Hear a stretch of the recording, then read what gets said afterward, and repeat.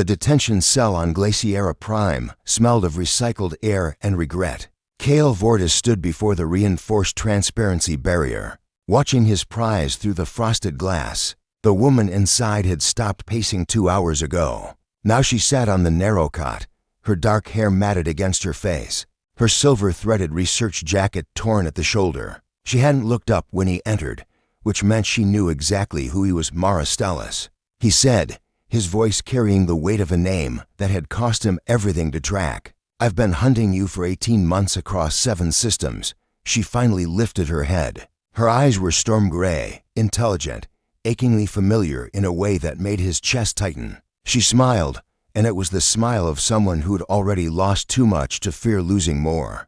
Kale Vortis, she replied, tilting her head. The man who sold his honor for a contract. I wasn't sure I'd ever see you again. I was hoping I wouldn't. The words hit him like decompression. He'd prepared for anger, for fear, even for bargaining. He hadn't prepared for this, for the way she said his name like it was a prayer and a curse combined. Because they had history, the kind that wasn't recorded in bounty files or corporate registries, the kind that lived in the spaces between heartbeats.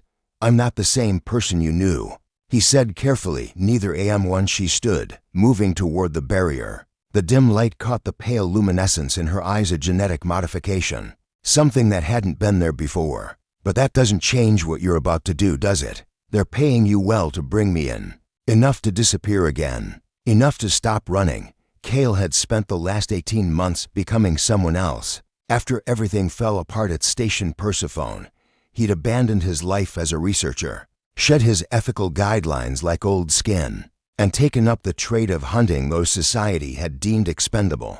The credits had been good. The work had been mindless. The dreams had been relentless. The contract doesn't ask questions, he said, though the words felt wrong in his mouth. It only asks for delivery. Then deliver me. She pressed her palm against the transparency barrier, and he watched, mesmerized, as the faint bioluminescence beneath her skin pulsed. But first, let me tell you what I found. Let me tell you why they want me dead so badly they'll hire a man like you to make it happen. I don't need to know. But you want to. She smiled again, that heartbreaking smile. You always did, Kale, even when not knowing would have been safer. That's what I loved about you. That's probably why I love you still, despite all of this. His hands clenched at his sides. Don't. The research station we were sent to explore, Genesis Prime, it wasn't a failed colony. It was a repository. The architects built it before they left our sector, before they decided humanity wasn't ready for what they knew.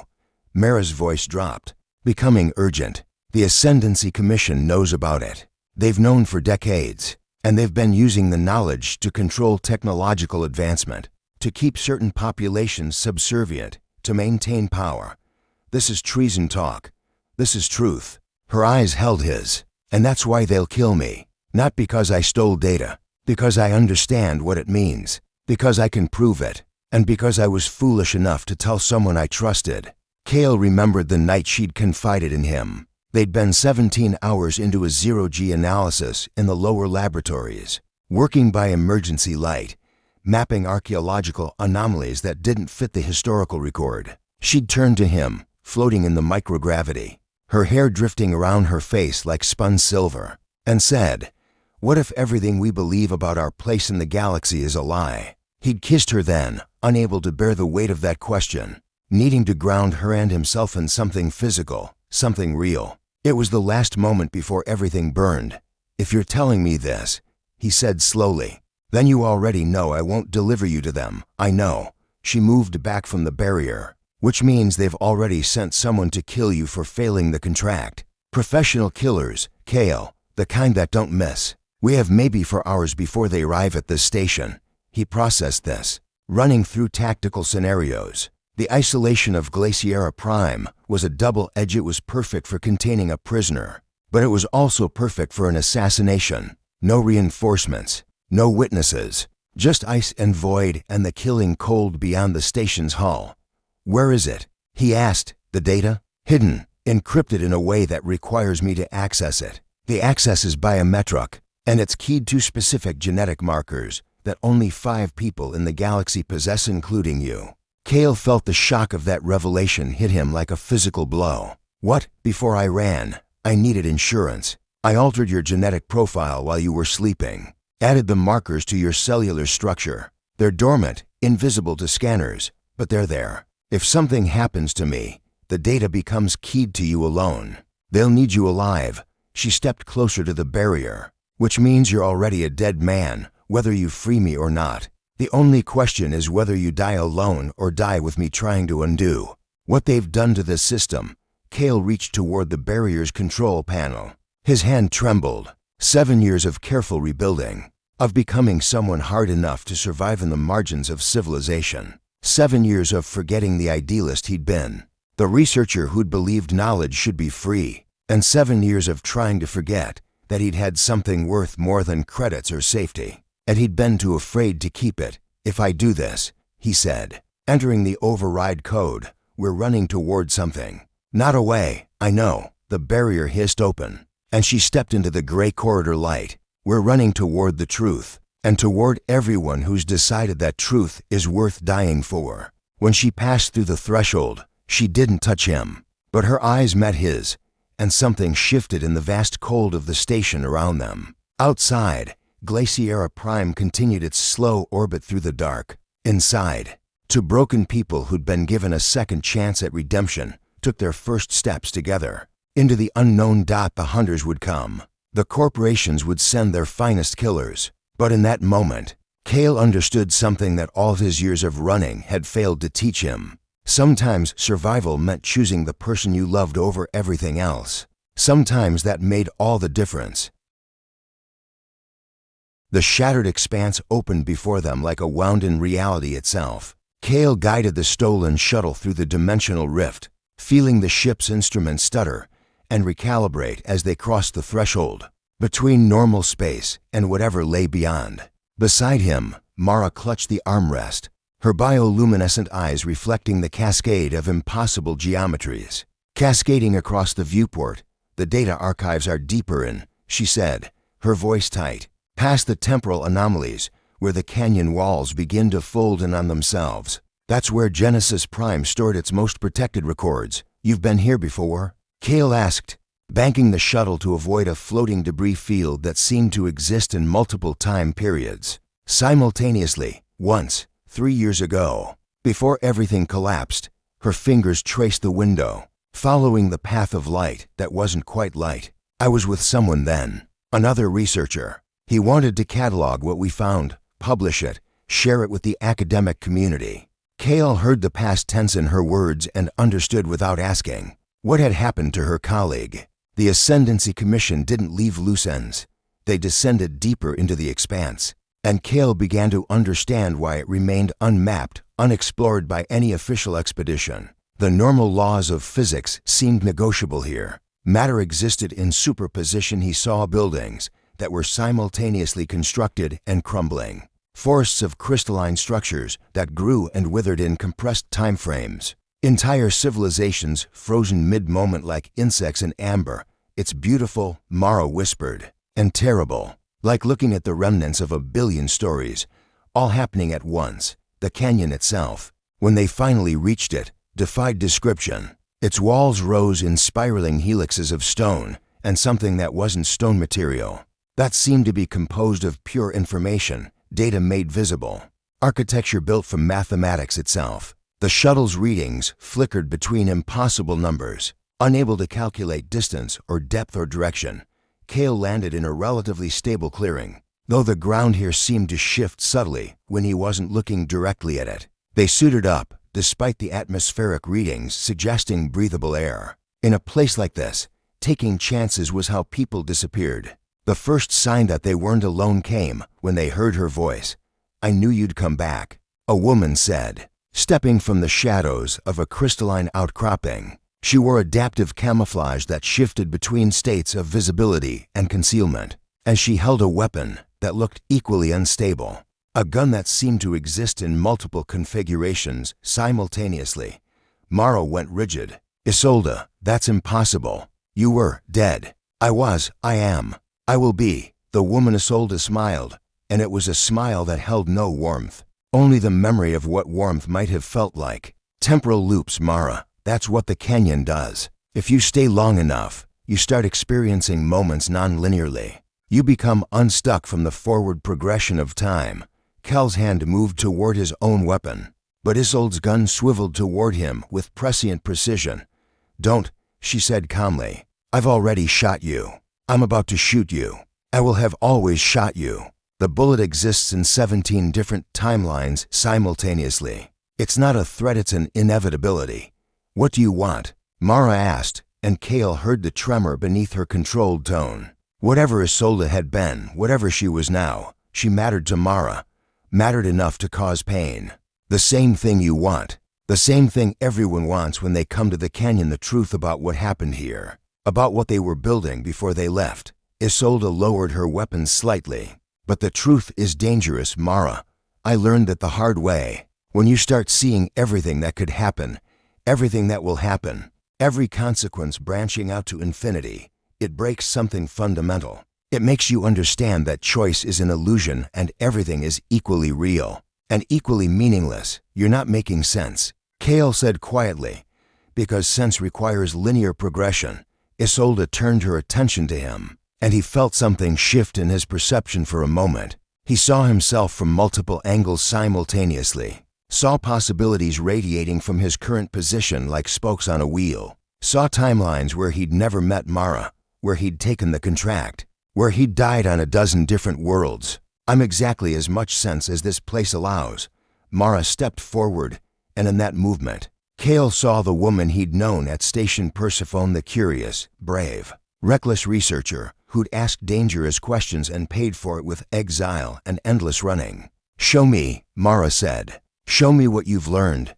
For a moment, Isolde's form solidified slightly, becoming more present, more real. "You want to know the cost of knowledge, of staying in one place long enough to understand what the canyon shows you." She gestured, and the canyon walls seemed to ripple, revealing glimpses of other moments, other conversations, other versions of this encounter happening in parallel. "The architects built this place not as an archive," Isolde continued, "but as a test. They wanted to see if humanity was capable of understanding its own evolution, if we could look at the infinite possibilities of our future and choose wisely. But wisdom requires acceptance, acceptance of what you can't change, acceptance of what you will lose." The canyon shifted again, and Kale saw at the moment of Isolde's death. He watched her face her pursuers on this very ground, watched her refuse to give them what they wanted, watched the bullet enter her chest and the light fade from her eyes. But he also saw her still here, still standing, caught between moments, existing in the space where past and future collapsed into simultaneity. "I can help you," Isolde said, looking directly at Mara now. "I can show you how to access the core archives, how to retrieve what you're looking for. But you have to understand, once you know what I know, you can never unknow it. You'll see the branching paths of every decision. You'll understand how fragile it all is, how easily it all could fall apart." Mara reached out and took Kel's hand. Her grip was firm, anchoring, real in a way that the shifting canyon was not. "I choose this," Mara said. "I choose to know, and I choose to know it with him." Isolde's form began to fracture, becoming translucent, dispersing into the canyon's strange light. But before she fully dissolved, she smiled, a genuine smile this time, tinged with something that might have been envy or might have been relief. "Then follow the pathway deeper," she said, her voice echoing from multiple moments at once. "And remember, the canyon shows you not what will happen, but what could happen. The future isn't written. That's what they never told me, what they never wanted us to know." She vanished, leaving only the memory of her presence, like a photograph dissolving in water. Kale and Mara stood at the crossroads of the canyon, the walls around them humming with potential energy, with futures branching into infinities. "Are you sure?" he asked quietly. "No," Mara said, "but I'm sure about you. That will have to be enough." They walked deeper into the canyon together, hand in hand, following a path that might have been illuminated by hope, or might have been traced by something far older, something that had been waiting here since before humanity learned to dream of the stars. Behind them, the canyon walls whispered secrets that had never found ears brave enough to listen. Now, perhaps, they finally had. Nick's station hung above the dying world like a parasite on a corpse, its sprawling architecture a monument to excess, built from the desperation of those fleeing planetary collapse. Cale watched it rotate through the viewport of their borrowed vessel, seeing the glittering trade districts where anything could be bought or sold, the dark corridors where questions weren't asked, and the sealed sections where the truly powerful conducted business beyond the reach of law or conscience. Mara stood beside him, her bioluminescent eyes dimmed to avoid attracting attention. They'd spent the last 3 days decrypting the data Isolde had helped them access in the canyon, translating the architect's foundational archives into something comprehensible. What they'd learned had changed everything. The Ascendancy Commission wasn't merely suppressing knowledge. They were actively cultivating dependent populations, controlling the flow of technological advancement, engineering social collapse on specific worlds to maintain leverage over colonial governments. Genesis Prime had been a testing ground, a place where the architects had demonstrated the principles of civilization engineering, and humanity had eagerly adopted those principles as their own. "We need to move carefully," Cale said, beginning their final approach vector. "Nick's station is neutral territory in theory, but the Commission has operatives everywhere." "Not everywhere," a voice said behind them, smooth, cultured, carrying the accent of the inner worlds. "But everywhere it matters." They spun simultaneously. The man standing in their cabin's entrance wore the gray uniform of a station diplomat, but his eyes held something far more dangerous than bureaucratic authority. Theon Crescale recognized him immediately from the intelligence files Mara had pulled from the Canyon archives. Deputy Intelligence Officer for the Ascendancy Commission, listed in the data core as one of the architects of the suppression protocols. Mara's hand moved toward the plasma cutter at her hip, but Theon raised his own weapon, not a gun, something far more sophisticated with casual precision. "I wouldn't," he said pleasantly. "This emitter doesn't kill. It just redistributes the molecular cohesion in your neural tissue. You'd remain conscious throughout, which I'm told is remarkably unpleasant." He smiled. "I've heard the screaming is quite distinctive." "What do you want?" Cale asked, positioning himself slightly in front of Mara. "What I've always wanted," Theon replied, moving deeper into the cabin. "To save humanity from itself. You've read the archives by now, yes? You understand what the architects attempted and what we've perfected. You're manufacturing ignorance," Mara spat. "You're engineering suffering to maintain control. We're maintaining stability." Theon corrected gently. "Do you know what happens when you give consciousness access to infinite possibility? When you show them every branching path, every consequence, every potential outcome of their choices?" He gestured, and holographic projections bloomed in the cabin's air, images of riots, wars, civilizations tearing themselves apart under the weight of existential knowledge. "This is what unlimited truth produces: paralysis, despair, self-annihilation. People deserve to choose their own path," Cale said quietly. "People deserve to be happy," Theon countered. "They deserve to live without the crushing weight of cosmic insignificance, pressing down on their consciousness every moment of every day. That's what the Commission provides. Not lies, carefully curated truths, wisdom filtered through experience, protection through benevolent ignorance."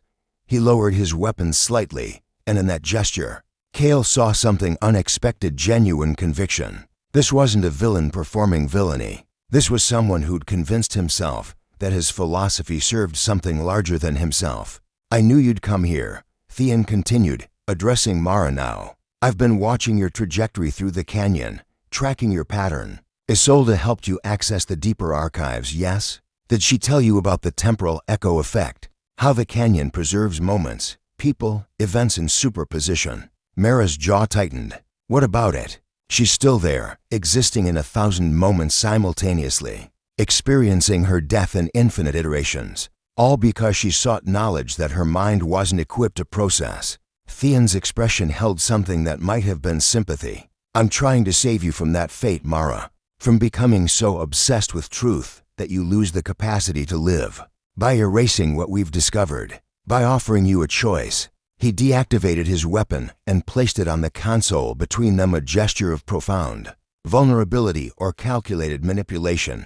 Cale couldn't determine which. "Come with me, both of you. We have facilities on the station, places where we can help you process what you've learned, where we can help you understand the necessity of what the Commission does. You want us to turn ourselves in, Kale said. I want you to see reason, Thean replied. But if you refuse, I have no choice but to activate the station's defense protocols. In approximately 3 minutes, this vessel will be immobilized. In 5 minutes, containment teams will board. You'll be detained, examined, and then, he paused, dealt with according to Commission protocol, which does not include mercy. Mara and Kale exchanged a look, a silent communication that had formed during their time in the canyon, where they'd seen possibilities branching endlessly from each decision point. In that look lived months of preparation, planning, contingency after contingency. There's a fourth option, Mara said slowly. Something in the data that Isolde didn't explain. Thean's composure flickered the barest hint of uncertainty. What do you mean? The architects left a failsafe, Kale said, moving toward the console where Thean had placed his weapon. A protocol embedded in the foundational code of every advanced civilizational framework. A way to purge false knowledge, to reset accumulated corruption, to give a species the chance to begin again without inherited lies. He picked up Thean's weapon and activated it, but not toward the diplomat. Instead, he aimed it at their own ship's quantum processor, the central hub that connected them to all networked systems on Nick's station. Thean's eyes widened. You can't. That will cascade through the station's infrastructure. The feedback alone could disable all systems. Mara finished. Yes, and broadcast the unencrypted data core across every transmission frequency on this station simultaneously. Everyone connected to the network will receive it. Everyone will know. You'll destroy this station, Thean said, his voice carrying the first genuine note of emotion. Thousands of people will have the truth, Mara interrupted. Will have the chance to decide their own future. That's what matters, isn't it? That's what separates us from you. We believe people deserve that choice, even if it's difficult, even if it's dangerous. Thean moved then, reaching for the weapon, but Kale was faster. He fired, and the effect was immediate and catastrophic, cascading power surges racing through the ship's systems, spreading outward through the docking connections to the station itself. Alarms shrieked to life across Nick's station. Lights flickered and died, and somewhere in the chaos, the unencrypted data of Genesis Prime began transmitting to every individual, with network access across the station, across the communication relays, across the colonial system. Thean collapsed to his knees, his hands covering his face, not from physical pain, but from something far more devastating, the realization that his entire worldview, his carefully constructed justification for systematic control, was crumbling in real time. You've condemned them, he whispered. All those people who were content. You've taken their peace. No, Mara said, taking Kel's hand. We've given them their freedom. What they do with it is their choice. That's the only difference that matters. They ran from the cabin as emergency protocols kicked in, heading toward the auxiliary docking bay where Vesper Vale's ship, the Prometheus Unbound, was waiting in the darkness beyond the station. Behind them, Nick's station burned with the light of revelation, its carefully maintained systems overwhelmed by the flood of truth. And in the shadows of that burning, Thean Kress knelt alone, understanding for the first time what it meant to believe in something that was fundamentally, irredeemably wrong. The Prometheus Unbound cut through the darkness like a knife through silk, its engines thrumming with a frequency that Vesper Vale had long ago stopped trying to explain to legitimate salvage captains. The ship was old, predating the Ascendancy Commission by decades, and it had been modified so many times by so many different hands that it barely qualified as a single vessel anymore. It was a patchwork of stolen technology, black market modifications, and pure stubborn will. Vesper loved it like she loved few things in life. She stood on the bridge now, her silver hair pulled back in functional braids, watching the pursuit vectors closing in from 3 different directions. Corporate hunters, commission operatives, and what looked like independent mercenaries, a true multiverse of people who wanted the 2 passengers currently hiding in her cargo hold dead or delivered. How long can we hold them off? Kale asked, entering the bridge with the careful courtesy of someone who understood they were guests on a ship that might not survive the week. Depends on how much you value your lives, Vesper replied, not taking her eyes off the tactical display. If we're talking minutes, I can get us maybe 10 before their missiles start connecting. If we're talking hours, we'd need to jump into a spatial anomaly that would probably kill us anyway. What about the relay stations? Mara asked, appearing beside Kale. In the 3 days since they'd escaped Nick's station, she'd let her bioluminescent eyes shine freely, abandoning pretense. There was something powerful about that choice. Vesper had noticed the moment someone stopped hiding who they were. Everything else seemed to follow naturally. The relays are compromised, Vesper said. Commission has operatives at every major junction point between here and the Colonial Core. They're not just hunting you, they're hunting everyone who's been exposed to the data you broadcast. They're implementing containment protocols across 17 systems. She'd seen it before. In her decades as a smuggler and salvage captain operating in the margins of civilization, the moment truth became dangerous enough to threaten power, power would mobilize everything to crush it. But she'd never seen it mobilize quite this quickly or quite this thoroughly. There's another way, a voice said from the shadows of the bridge entrance. Vesper's hand went to the weapon at her hip before she recognized the speaker. A tall woman with neural interface ports glowing faintly at her temples, wearing the torn remnants of what had once been Commission security armor. Revia. Mara breathed. That's impossible. You were stationed on Genesis Prime. Yes, the woman finished. Before the Commission sealed it. Before they decided the research station knew too much about their own origins and needed to be erased from the historical record. Revia stepped fully into the bridge light, and Vesper could see the network of scar tissue around her neural ports, evidence of brutal interrogation, of information extraction, of someone pushed far beyond the boundaries of what human consciousness was designed to endure. You're infected, Kale said quietly. You have the temporal echo markers, the canyon's influence. I have much more than that, Revia corrected. I have access to the Commission's network from the inside. I can see what they're seeing, track their movements, predict their responses. I've been following you since you left Nick's station, waiting for the right moment to intervene.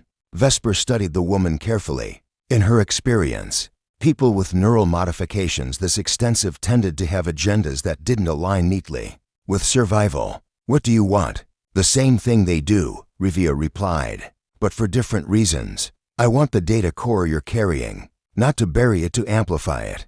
The Commission thinks they can contain this, regulate the spread of knowledge, maintain their control. But I have a plan that will ensure the information reaches every human settlement in this sector simultaneously, not through normal channels, but through the networks themselves, through the quantum entanglement relays that the Commission uses for instantaneous communication.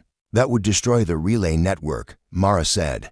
Yes, Revia agreed. And with it, the infrastructure of central control that the Commission depends on. Regional governments would have to fend for themselves. Trade networks would fragment. There would be chaos, at least initially. People would die, Kale said flatly. People are dying now, Revia countered. Slowly, systematically. In the engineered collapse of worlds that don't conform to the Commission's vision of stability. At least chaos offers the possibility of something new. At least it offers choice. Vesper watched the exchange, watched the way Kale and Mara communicated, through glances and minute shifts in posture, the language of people who'd survived impossible things together and emerged bonded in ways that conventional relationships could never achieve. She'd spent decades in the spaces between law and chaos, watching the universe's moral equations balance and tip and balance again. This moment felt like a fulcrum. I have a third option, Vesper said quietly. One that doesn't require us all to either surrender or destroy civilization's infrastructure. Everyone turned to look at her. The relay stations are compromised. But they're not the only method of transmission, she continued. There are old communication arrays, remnants from before the Ascendancy Commission standardized everything. They're scattered across remote locations, decommissioned, forgotten, but still functional if you know how to access them. We could use them to transmit the data, spread it organically rather than catastrophically. That would take time, Revia said. The Commission will catch us before we reach even one of them, not if we split up. Vesper replied. She'd made this decision the moment Kale and Mara had stepped aboard her ship. The The moment they'd brought hope with them, dangerous, destabilizing hope. I'll take the Prometheus and draw their attention. Lead them on a chase that keeps them occupied while you take a smaller vessel to the arrays. You'd be killed, Mara said. Probably, Vesper agreed. But I've had a long run. Longer than most people get. If I'm going to go out, I'd rather do it for something that matters than die slowly in some asteroid mining colony, or get captured by the Commission and turned into one of their neural slaves. She saw the conflict on their faces, the weight of letting someone sacrifice themselves. But she also saw them beginning to understand what she'd already accepted, that some choices made themselves. Once you understood what the alternative cost. There's something else, Rivia said, her neural ports glowing more intensely. Something that the data from Genesis Prime doesn't explicitly state, but that I've learned from their network infiltration. The Ascendancy Commission isn't the endpoint of this conspiracy. They're merely the current custodians of a much older system. The architects, they didn't disappear. They withdrew, but they maintained observation posts, monitoring stations. They're still watching, still recording, still collecting data on weather. Humanity is ready for certain truths. Kale and Mara exchanged that look again, that language of shared understanding that Vesper was beginning to recognize as the foundation of something far deeper than simple romantic attachment. It was the look of two people who'd seen the mechanics of reality bent and reshaped, who'd glimpsed the infinite complexity underlying existence, and who'd chosen to face that complexity together anyway. Then we transmit the data to them too, Mara said. We force them to account for what they've done. We make them choose whether they're observers or participants in civilization. That would violate protocols established before humanity even had language, Rivia warned. Good, Kale said, reaching for Mara's hand. Maybe it's time someone violated those protocols. Vesper watched them, and something in her chest that had calcified decades ago seemed to soften. Love, actual, uncomplicated love, was a luxury she'd never allowed herself. But watching it play out in front of her, watching two people choose each other and their mission and the terrifying freedom of radical honesty, made her understand why people risked everything for it. She moved to the navigation console and began inputting the coordinates for the decoy course that would take the Prometheus deep into Commission territory. Take the auxiliary vessel, she said. The Meridian. She's slower, but she's quiet. You'll have maybe 12 hours before they figure out I'm not carrying you. Use that time. As they hurried to prepare, Vesper stood alone on the bridge of her ship, watching the pursuit vectors close in. In the vast darkness between stars, she felt something like peace. Perhaps, she thought, this was what redemption looked like, not absolution, but the choice to be part of something larger than yourself, even if it cost everything. The Prometheus unbound engaged her engines, and Vesper, Veil Captain, smuggler, guardian of the spaces between worlds, flew toward whatever came next.